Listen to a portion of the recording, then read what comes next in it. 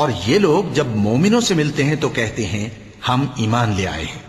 اور جس وقت تنہائی میں ایک دوسرے سے ملتے ہیں تو کہتے ہیں جو بات اللہ نے تم پر ظاہر فرمائی ہے وہ تم ان کو اس لیے بتائے دیتے ہو کہ قیامت کے دن اسی کے حوالے سے تمہارے پروردگار کے سامنے تم کو الزام دیں۔